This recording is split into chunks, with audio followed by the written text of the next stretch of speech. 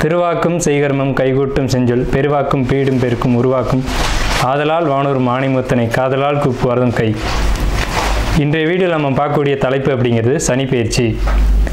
சனிப்பெயர்ச்சி அப்படிங்கிறத பற்றி தான் நம்ம பார்க்க போகிறோம். முதல்ல என்னுடைய குலதெய்வத்தையும் காவல் தெய்வத்தையும் நவகிரகங்களையும் பஞ்சபூதங்களையும் வணங்கி நான் இந்த பதிவை தொடர்றேன்.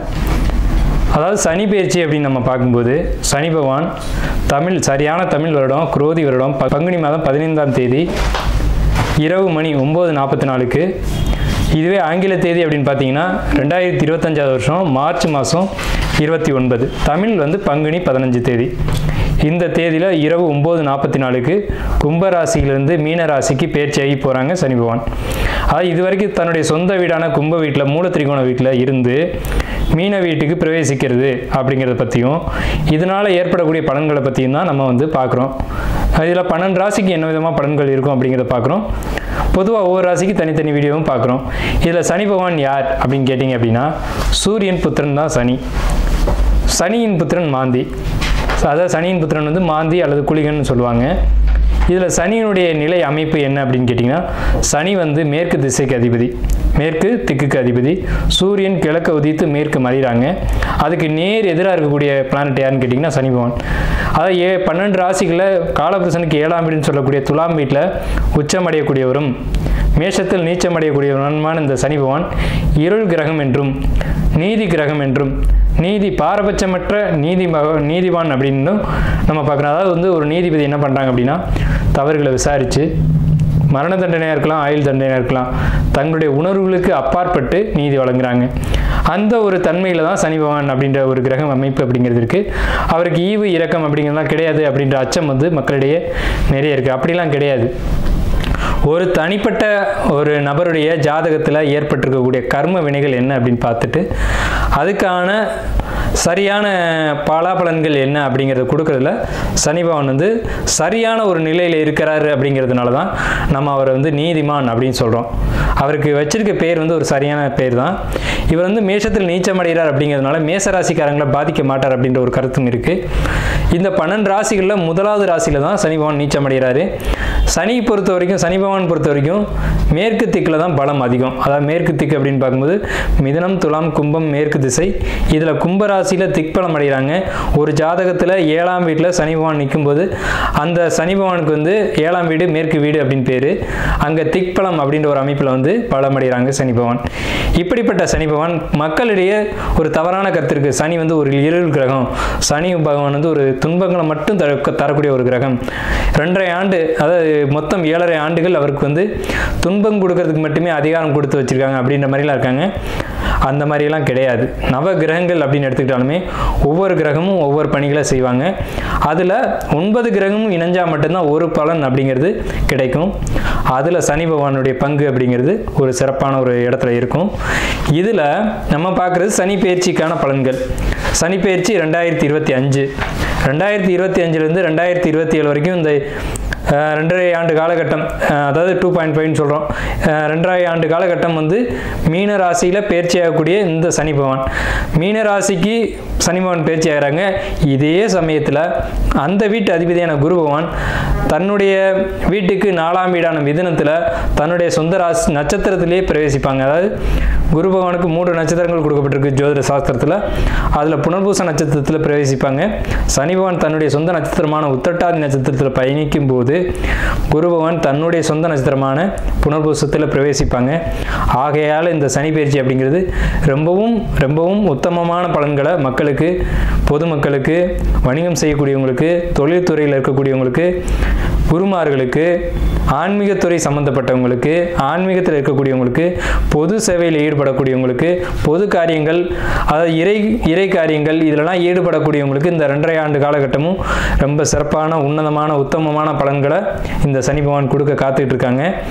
அப்படி தான் இந்த கிரக நிலைகள் அப்படிங்கிறது அமைஞ்சிருக்கு. சனி பகவான் மட்டும் வச்சுக்கிட்டு நம்ம ஒரு பெயர்ச்சி பலன்களை சொல்ல முடியாது.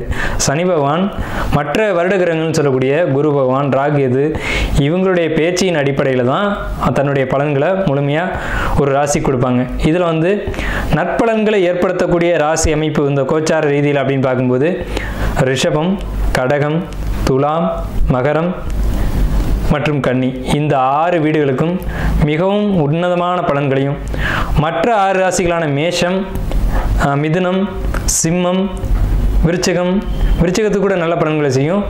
அதில் துலாமுக்கு மட்டும் ரொம்ப உத்தமமான பலன்களை செய்யும் அப்படி சொல்ல முடியாது. ஆனால் விருச்சிக ராசிக்கு அதிக நட்பலன்களை தரும், மகரத்துக்கு உன்னத பலன்களை தரும், கும்பத்துக்கு இதுவரைக்கும் இருந்த கஷ்டங்கள் குறைஞ்சி இனி நல்ல ஒரு காலகட்டம் அப்படிங்கிறது இந்த சனி பெயர்ச்சியில் உங்களுக்கு கண்டிப்பாக கிடைக்கும்.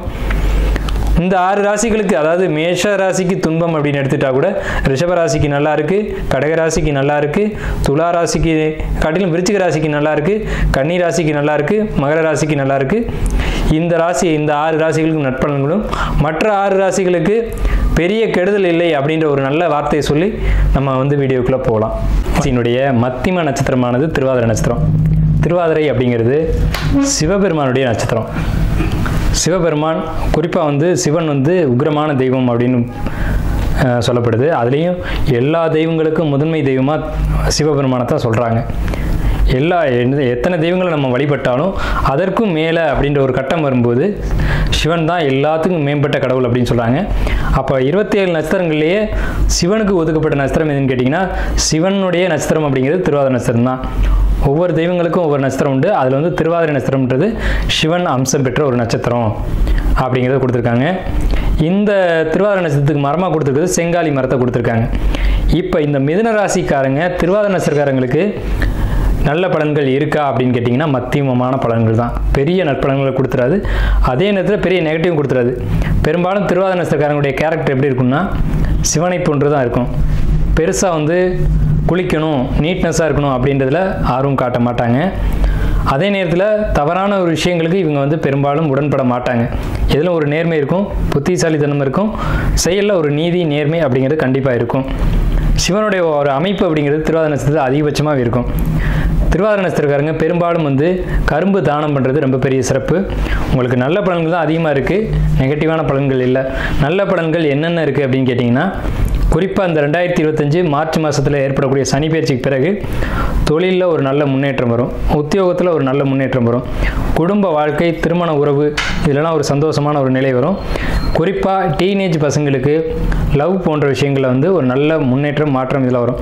லவ்வை சொல்லிட்டு வெயிட் பண்ணியிருக்கேன் சார் அப்படின்னீங்கன்னா கண்டிப்பாக அது அக்செப்ட் பண்ணப்படும் இந்த திருவாதிரை நட்சத்திரக்காரங்களுக்கு குறிப்பாக. ஏன்னா மிதுன ராசியினுடைய நடு நட்சத்திரம் திருவாதிரை நட்சத்திரம். மிதுன ராசி புதன் ராசி, புதன் தான் காதலுக்கான கிரகம். அதே நேரத்தில் உங்களுக்கு புதன் ராசியை கேது சிம்ம ராசிலேருந்து பார்க்குது. இங்கே கவனிக்கணும் என்னென்னா இந்த கேதுவனுடைய பார்வை மிதுன ராசியில் படும்போது தவறான காதல் முறியும், நல்ல காதல் உருவாகும். நல்ல காதல் இருந்தால் அது டெவலப் ஆகும், தவறான காதல் இருந்தால் முறியும். அதே நேரத்தில் இது வரைக்கும் நீங்கள் ஏதாவது ஒரு ஆகாத காரியம், ஒரு நெகட்டிவான காரியத்தில் இருக்கீங்க அப்படின்னா அது வேணாம், அது தவறு, அது நமக்கு செட் ஆகாது அப்படின்னு சொல்லி விட்டுவிட்டு நல்ல காரியத்துக்கு வர்றதுக்கான காலகட்டம் எதுன்னு கேட்டிங்கன்னா இந்த சனி பெயர்ச்சி காலகட்டம் தான். இந்த மே மாதத்துக்கு பிறகு பாருங்கள் உங்களுடைய நடவடிக்கைகளில் ஒரு புதிய தெளிவும் ஞானமும் அறிவும் ஒரு செயல்பாட்டில் இருக்கும். அதே நேரத்தில் பலரும் மதிக்கத்தக்க ஒரு இடத்துக்கு நீங்கள் இந்த காலகட்டங்களில் வருவீங்க. அப்போ மொத்தத்தில் பார்த்தோம் அப்படின்னா பெரிய அளவு பாசிட்டிவாக தான் இந்த சனி பெயர்ச்சி இருக்குது. ஆனால் பொருளாதாரத்துக்கு இல்லை, சமூக வாழ்க்கைக்கு தான் உங்களுக்கு பாசிட்டிவாக இருக்குது. அப்படி இந்த திருவாதிரை நட்சத்திரக்காரங்களுக்கு தீர்வு அப்படின்னு கேட்டிங்கன்னா பூர நட்சத்திரம் உங்களுக்கு 6வது நட்சத்திரமாக வரும். அப்போ பூர நட்சத்திரன்றது உங்களுக்கு எலுமிச்சை கனி அப்படின்னு அர்த்தம். எலுமிச்சை மரம் அல்லது எலுமிச்சை கனி அப்படின்னு அர்த்தம்.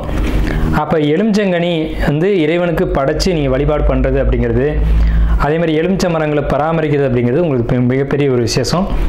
இப்போ திருவாதிரை நட்சத்திரக்காரங்க வீட்டில் எலுமிச்சை மரம் தானாக முளைச்சி துளிர் விட்டு வரும். அப்படி வந்துச்சுன்னு சொன்னால் நீங்கள் அதை ரிமூவ் பண்ணக்கூடாது. முடிஞ்ச வரைக்கும் அதை வச்சு வளர்க்குறதுக்கான வழிகளை பாருங்கள். அப்படி நீங்கள் அந்த கனி உள்ள அந்த எலுமிச்சை மரத்தை நீங்கள் வச்சு வளர்க்கும்போது அதுக்கு நீர் ஊற்றும்போது உங்களுக்கு மிகப்பெரிய ஒரு விசேஷம், மிகப்பெரிய ஒரு நல்ல விஷயம்.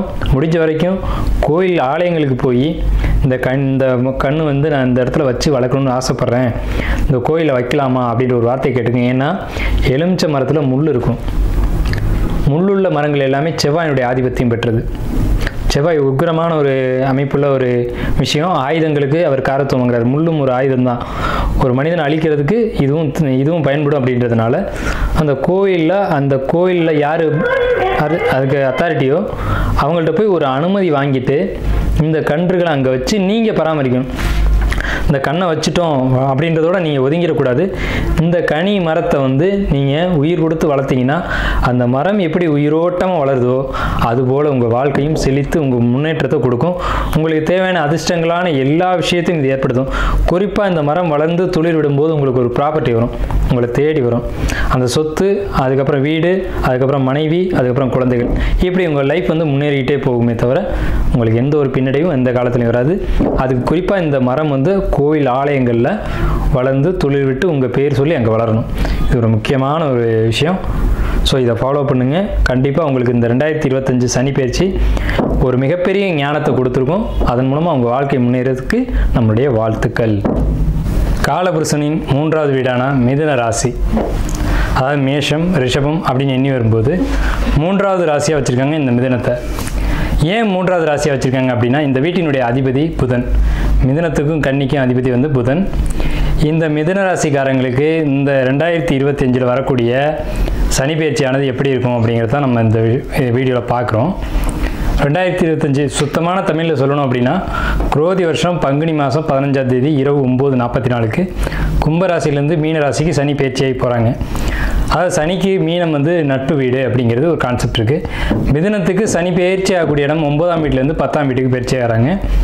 அதே சமயத்தில் 10ஆம் வீட்டில் இது நாள் வரைக்கும் இருந்த சனி ராகு பகவான் வந்து தன் வீட்டிலேருந்து 9ஆம் வீட்டுக்கு வர்றாங்க. அதாவது சனி 9ஆம் வீட்டிலேருந்து 10ஆம் வீட்டுக்கும், 10ஆம் வீட்டில் இருக்கிற ராகு 9ஆம் வீட்டுக்கும் இப்படி பயிற்சியாகி வர்றாங்க.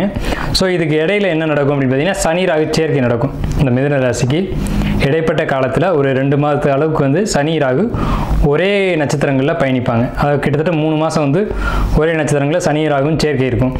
இது மிதுன ராசிக்கு நல்லதா அப்படின்னு கேட்டிங்கன்னா ரொம்ப ஒரு அற்புதமான ஒரு விஷயம். தொழிலுக்கு ரொம்ப பிரம்மாண்டமான ஒரு ராஜயோகத்தை இந்த காலகட்டங்களில் கொடுக்கும். அதாவது வந்து இந்த மார்ச் மாதத்துக்கு பிறகு ஜூன் வரைக்கும் ஒரு நல்ல ஒரு மிதுனத்துக்கு வந்து ஒரு நல்ல காலகட்டம்.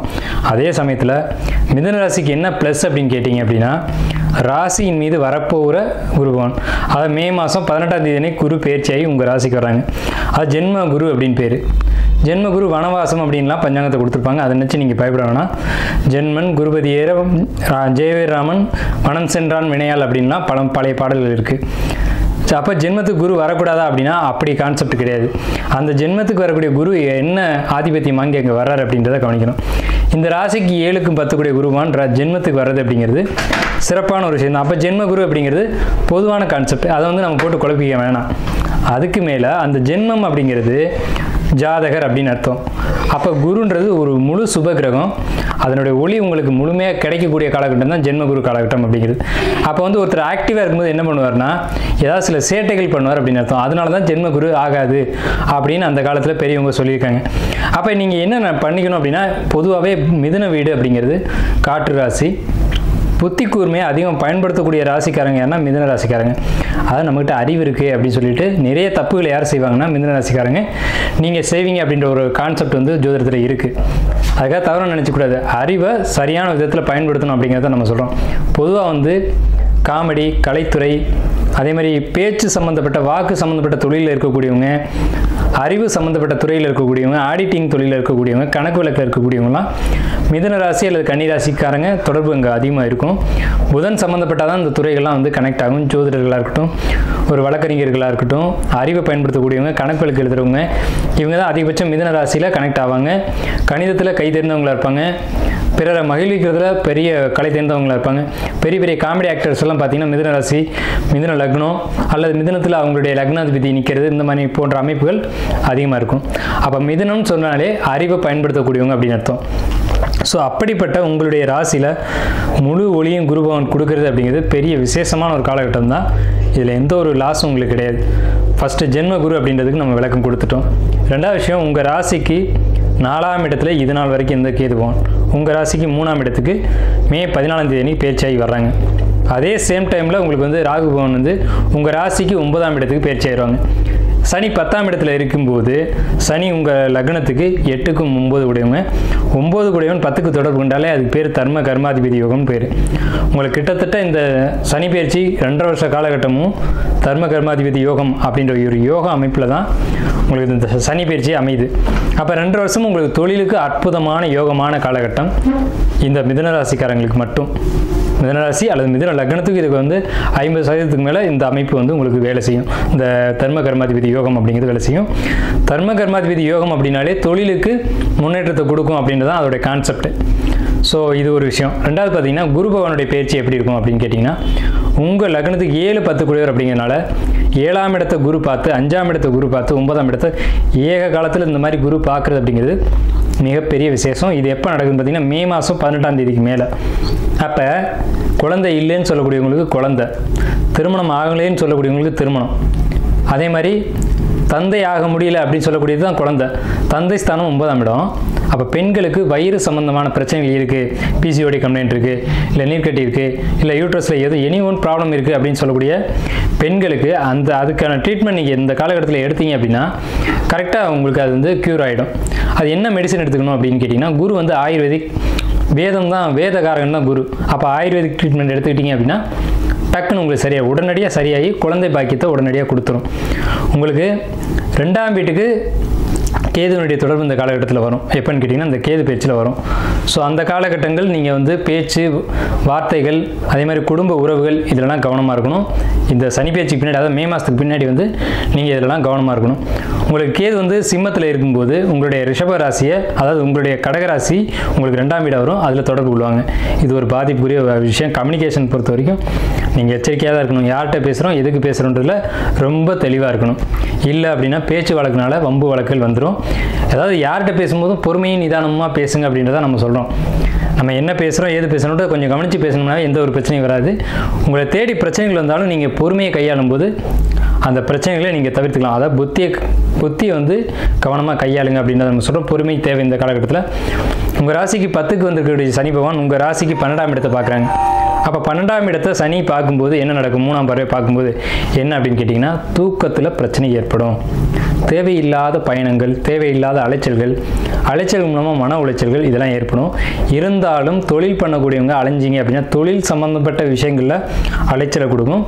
அப்படி பயணங்கள் இருந்தது அப்படின்னா அதில் பெரிய ஒரு லாபத்தை நீங்கள் கண்டிப்பாக அந்த டைமில் வந்து எதிர்பார்க்கலாம். ஏன்னா உங்கள் லக்னத்தில் இருக்கக்கூடிய ஒரு குரு, 10ஆம் இடத்துல இருக்கக்கூடிய சனி, இந்த சனிக்கும் குருவுக்கும் ஒரு தொடர்பு ஏற்படும் போது வெளியூர் போய் அங்கே வருமானம் ஈட்டுறதுக்காக நீங்கள் போனீங்கன்னா ரொம்ப உத்தமமான ஒரு விஷயமா இருக்கும். அதே சமயத்தில் உங்களுக்கு சனி பகவான் தான் தெய்வம், குலதெய்வம், குடும்ப தெய்வம், இன தெய்வம் அப்படி சொல்லக்கூடியதெல்லாம். அதாவது ஒரு தனிப்பட்ட ஒவ்வொரு மனிதனுக்கும் 5 தெய்வங்கள் உண்டு. முதல்ல குலதெய்வம், அடுத்து எல்லை தெய்வம், காவல் தெய்வம், ஊர் தெய்வம், இணை தெய்வம்னு சொல்லி 5 தெய்வங்கள் இருக்குது. பெரும்பாலும் மிதுன ராசிக்காரங்க இறை வழிபாட்டில் அதிகம் நாட்டம் செலுத்த மாட்டாங்க. ஆனால் இந்த சனி பயிற்சியில் உங்களுக்கு குரு பகவான் ராசிக்கு வராங்க, 10 கூடிய குரு பகவான் ராசிக்கு வராங்க அப்படின்றதுனால இந்த காலகட்டங்களில் உங்களுடைய குலதெய்வம், உங்களுடைய இன தெய்வம் இதெல்லாம் நீங்கள் வழிபாடு எடுத்துக்கணும் அப்படிங்கிறத உண்மை. அப்படி எடுத்துக்கிட்டிங்கன்னா என்ன ப்ளஸ் அப்படின்னு கேட்டிங்கன்னா, உங்களுக்கு வரக்கூடிய இந்த நெகட்டிவான விஷயங்கள்லாம் விலகி பாசிட்டிவான விஷயங்கள் நிறைய நடக்கும். அதை நம்ம சொன்ன மாதிரி 5ஆம் இடத்தை குரு பார்க்குறாங்க, குழந்தை கிடைக்கும்னு சொன்னோம் இல்லைங்களா. உங்களுக்கு ஒருவேளை பிறப்பு ஜாதகத்தில் குரு பகவான் 5ஆம் இடத்த அதிபதி ஒரு வீக்காக இருக்காங்க அப்படின்னா அந்த பாதிப்புகள்லாம் நீங்கிறதுக்கு இந்த வழிபாடு வந்து உங்களுக்கு ரொம்ப சப்போர்ட்டிவாக இருக்கும். ஸோ இந்த சனி பயிற்சியானது மொத்தமாக பார்க்கும்போது உங்களுக்கு 80% மேலே நல்ல பலன்கள் தான் அதிகமாக தருது. ஸோ ஏதாவது பாதிப்புகள் இருக்கா அப்படின்னு கேட்டிங்கன்னா, தேவையற்ற அலைச்சல்கள் தான் தூக்கமின்மை கொடுக்கும். அதில் என்ன பண்ணுறீங்கன்னா, முடிஞ்ச வரைக்கும் தூக்கத்தில் கவனம் செலுத்துங்க. அதாவது நேரத்துக்கு சாப்பிட்டுட்டு நேரத்துக்கு தூங்குறதுக்கான இடத்துக்கு நீங்கள் போயிடுங்க. அதே மாதிரி சனின்றது பாதம், 12ஆம் இடம்ன்றது பாதம். ஸோ பாதங்களில், கால்களில் ஏதேனும் குறைபாடுகள், பிரச்சனைகள் வர வாய்ப்பு உள்ளது. அதை மட்டும் கவனம் செலுத்துங்க. 7ஆம் இடத்தை சனி பார்க்குறாங்க. மீன ராசிக்கு, மிதுன ராசிக்கு 7ஆம் இடத்துக்கு 10ஆம் பார்வையை சனி பார்க்கும்போது கணவன் மனைவியிடையே கருத்து வேறுபாடுகள் வர்றதுக்கான வாய்ப்புகள் உண்டு. கேதுவனுடைய தொடர்பு 2ஆம் இடத்துக்கு வருது அப்படின்றதுனால குடும்பத்துக்குள்ள, அதாவது கணவன் மனைவிக்குள்ள, குழந்தைகளுக்குள்ள சின்ன சின்ன மனக்கசப்புகள் ஏற்படும். அது ஏற்படாதவன்னு நீங்கள் பார்த்துக்கணும். உங்கள் குடும்பம், உங்கள் குழந்தை இதெல்லாம் நீங்கள் வந்து ஒரு நண்பர்கள் மாதிரியாக உட்காந்து பேசி இது வந்து ஒரு தீர்வு எடுத்துக்கணும். ஆனால் இந்த பிரச்சனைகள் ஏற்படும், அதுவே சரியாகும். ஏன்னு கேட்டிங்கன்னா, லக்னத்தில், அதாவது ராசியில் இருக்கக்கூடிய குரு பகவான் 7ஆம் வீட்டை பார்க்குறாங்க. 10ஆம் பார்வையை சனி பார்த்தாலும், தன்னுடைய கர்ம பார்வையை பார்த்தாலும் குருபவனுடைய பார்வை அப்படிங்கிறது எந்த நிலையிலிருந்து குருபவன் பார்த்தாலும் நன்மை மட்டும்தான் செய்வார். குருபவன் அந்த லக்னத்துக்கே கெட்டவர் தான். மிதுன லக்னத்துக்கு குரு பாதகாதிபதி தான். ஆனால் அவர் லக்னத்திலிருந்து 7ஆம் வீட்டை பார்க்கும்போது அந்த 7ஆம் வீட்டுக்கு சுபமான விஷயங்களை தான் செய்வாரே தவிர அசுபமான விஷயங்களை நிவர்த்தி செய்வார் அப்படின்றது உண்மை. அதனால தான் நம்ம சொல்கிறோம், திருமணத்துக்காக காத்துக்கிட்டு இருக்கக்கூடிய பெண்களாக இருக்கட்டும் ஆண்களாக இருக்கட்டும், கண்டிப்பாக உங்களுக்கு இந்த சனி பயிற்சி காலகட்டத்தில் திருமணம் நடைபெறும். வயசாகிடுச்சு சார், 30 வயசு ஆகிடுச்சு, 35 வயசு ஆகிடுச்சு, ஆகிட்டு போட்டுமே, உங்களுக்கு இந்த காலகட்டம் சாதகமாக இருக்குது. இந்த சனி பயிற்சி ரொம்ப பாசிட்டிவான விதத்தில் இருக்குது. நீங்கள் இதை பயன்படுத்தி ஒரு நல்ல ஜோசியர்களை அல்லது உங்கள் குடும்ப ஜோசியர்களையோ அல்லது எங்களை மாதிரி ஜோசியர்களையோ நீங்கள் அணுகி உங்களுடைய ஜாதகத்தை கொடுத்து, திறமையான ஜோசியர்கள்ட்ட உங்கள் ஜாதகத்தை கொடுத்து நல்ல தெளிவான ஒரு ஆய்வுக்கு வந்து ஒரு முடிவுக்கு வாங்க. நீங்களாக எடுத்தோம் கவுத்தோம் அப்படின்னு 1 2 3 நீங்களாக எண்ணிக்கிட்டு நீங்களாக ஒரு முடிவுக்கு வராதிங்க. ஏன்னா ஜோதிடம்ன்றது மிகப்பெரிய கடல். அதாவது நம்ம வந்து ஜோதிடம்ன்றது 3/4 பங்கு, நிலப்பரப்புன்றது 1/4 பங்கு தான். நான் ஜோதிடத்தை ஆய்வு பண்ண முடியுன்றது ஜோதிடர்களாலே முடியாத காரியம். அதனால அவங்கவுங்க சுய ஜாதகத்தை தார தோசை இருக்குது, களத்திர தோசை இருக்குது, செவ்வாய் தோசை இருக்குது, ராகிய தோசை இருக்குது அப்படின்னு தோஷம்ன்றதை நீங்களே சொல்லாதீங்க. தோஷங்கள் உண்மைதான், ஏன்னா பராசர காலத்தில் இதெல்லாம் உண்டு. ஆனால் தோஷத்துக்கு விதிவிலக்குகளும் நிறைய உண்டு. ஸோ அதனால் ஒரு ஜோதிடர்களை அணுகி உங்களுடைய ஜாதகத்தை கொடுத்து இதில் என்ன பிரச்சனை இருக்குது, என்ன பாசிட்டிவான விஷயம் இருக்குது அப்படிங்கிறத கேட்டிங்க அப்படின்னா, இந்த கோச்சார கிரகங்களுக்குன்னு ஒரு வலிமை இருக்குது. அது கோச்சாரத்தில் கிரகங்கள் வரும்போது அதுக்கான பாசிட்டிவான விஷயங்களை அந்த கிரகம் செய்யணும் அப்படின்ற அமைப்பில் உங்களுக்கு இந்த மாதிரியான பாசிட்டிவான விஷயத்தை கொடுக்கும்ன்றதை நம்ம சொல்லியிருக்கோம். இருந்தாலும் உங்கள் சுய ஜாதகத்தையும் ஒரு முறை பரிசீலனை பண்ணி முடிவுக்கு வாங்க. குழந்தை இல்லாதவங்களுக்கு குழந்தை கிடைக்கும், திருமணம் ஆகாதவங்களுக்கு திருமணம் கைகூடும். அதே மாதிரி லவ் எனக்கு செட் ஆகலை சார், அதான் பிரச்சனை எனக்கு அப்படின்னு சொன்னீங்கன்னா, உங்களுக்கு இந்த காலகட்டத்தில் 5ஆம் இடத்தை குரு பார்க்கறதுனால நல்ல, அதாவது உண்மையான காதல், உண்மையான காதலர்கள் யாரோ அவங்கள அடையாளம் காட்டி உங்களுக்கான வாழ்க்கை துணையை இந்த காலகட்டத்தில் அடையாளம் காட்டும் அப்படிங்கிறதான் உண்மை. அதே நேரத்தில் கேதுவனுடைய 11ஆம் பார்வை உங்கள் ராசிக்கு 2ஆம் இடத்தை பார்க்குறதுன்றதுனால தவறான நபர்கள் உங்கள் வாழ்க்கையில் இது வரைக்கும் கிராஸ் பண்ணியிருந்தாங்க அப்படின்னா அவங்க உங்களை விட்டு விலகி போயிடுவாங்க அப்படின்றது இந்த சனி பயிற்சியினுடைய ஒரு அமைப்பு. ஸோ இந்த சனி பயிற்சி எல்லா விதத்திலும் உங்களுக்கு வந்து 80% மேலே நல்ல பலன்கள் தான் நிறைவாக சொல்லியிருக்கு. ஸோ நம்ம வந்து ஒவ்வொரு பாவக ரீதியாக இப்போ வந்து சனி பயிற்சியை கம்ப்ளீட்டாக பார்த்துருக்கோம். மேக்ஸிமம் வந்து உங்களுக்கு நல்ல பலன்கள் தான் நிறைய இருக்குது. குறிப்பாக வந்து ஜென்ம குரு அப்படின்றதான் முக்கியமான ஒரு விஷயம்.